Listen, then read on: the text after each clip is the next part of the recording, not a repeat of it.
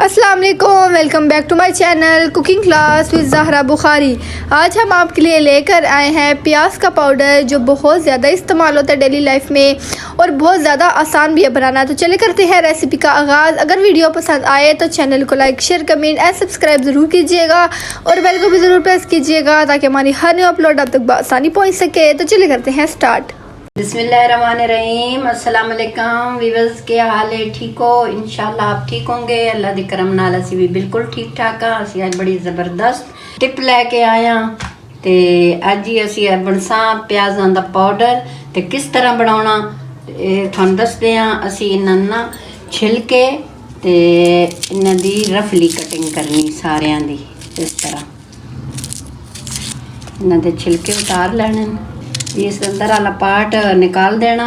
तो इस तरह करके ना इसकी असी ना रफली इस तरह करके वाली चीज़ इस तरह सारिया की कटिंग कर लेनी। ठीक है। तो इसके बहुत फायदे ने, बालों वास्ते भी अच्छे होंगे। वैसे भी कोई सफ़र ते वंजो तो असी इन्हों जड़ा तो इस्तेमाल कर सकते हैं। प्याज़ां के तो बहुत फायदे होंगे नो।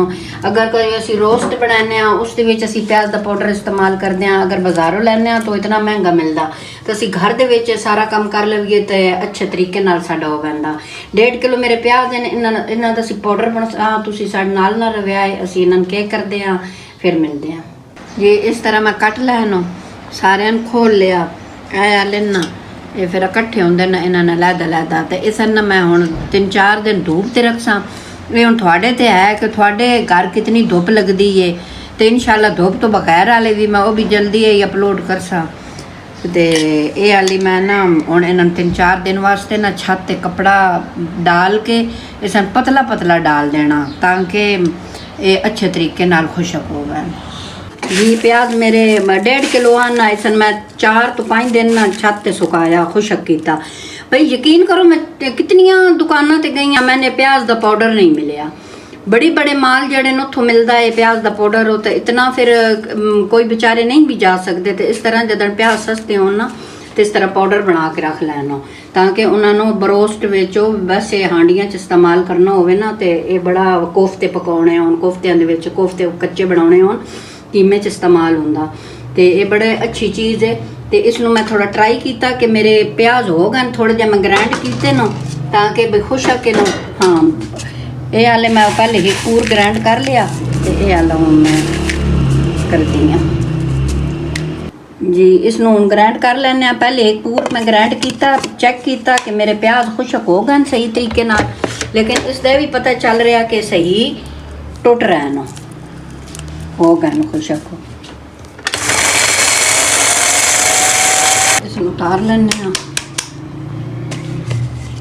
माशाअल्लाह।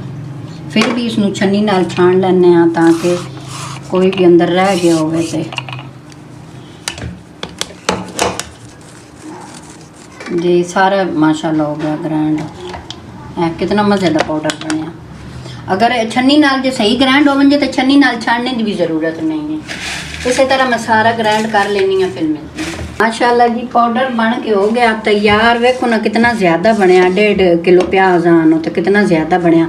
लेकिन आ वालियां जड़ियां ने गुठलियां नहीं हैं। ये पता कि प्याज कटने के जोड़े प्याज थोड़े मोटे रह वंदे ना उन्होंने नमी होंगी। जिसले ग्राइंड करते हैं ना तो उसकी नमी निकलती फिर इस दे नाल। हालांकि मैं छाणिया में छन्नी दे विचों इसनों तुसी ग्राइंड करके एक धुप होर लवाउणी है इस पाउडर नूं। ठीक है। फिर तुसी इस तरह का कोई जार लैके जैम वाला लैके इस विच डालो या फिर किसी प्लास्टिक वाली थैली दे विच डाल दिओ जी। 4 तो 5 दिन लगे ने सन खुशक करने वास्ते। ते अगर मेरी तो धुप बड़ी सख्त आई तो इतने लगे ना। अगर थोड़े नीचे कोई बिल्कुल पतला जहा कपड़ा डालना तो तुसी जे अगर फर्श साफ है भाई चिप्स वाला है तो फिर तुसी वैसे भी डाल सकते हो। प्याज नूं खुशक करके ना फिर उसनों 1-2 धुप्पां वैसे भी लगा लो। तो इसनों जड़ा तो फिर बाद जी मैं भी धुप लवानी है इस वास्ते मैं जार च नहीं डालिया। तो बहुत मज़े का पाउडर बन के तैयार होया। घर दे विच ये तुसी आसानी नाल अपना इस्तेमाल कर सकते हो। प्याज महंगे हो वैन वैसे भी चीज़ों के इस्तेमाल कर सकते हो। बहुत अच्छी चीज़ है। तो अल्लाह पाक तुहानूं सेहत देवे, तुसीं भी बनाया इंशाल्लाह तुहाडा भी अच्छा बन सी। इस दे नाल जी मैं चाहनी हाँ इजाज़त। अपना रखिया ढेर सारा ख्याल। मेरे वास्ते मेरी फैमिली वास्ते कर दे दुआ। अच्छा जी, अल्लाह हाफिज। फिर मिलते हैं एक न्यू रेसिपी के साथ, तब तक के लिए अल्लाह हाफिज। चैनल को like share comment and subscribe जरूर कीजिएगा और बेल को भी जरूर प्रेस कीजिएगा ताकि हमारी हर न्यू अपलोड आप तक बआसानी पहुंच सके। खुश रहें, आबाद रहें। अल्लाह हाफिज।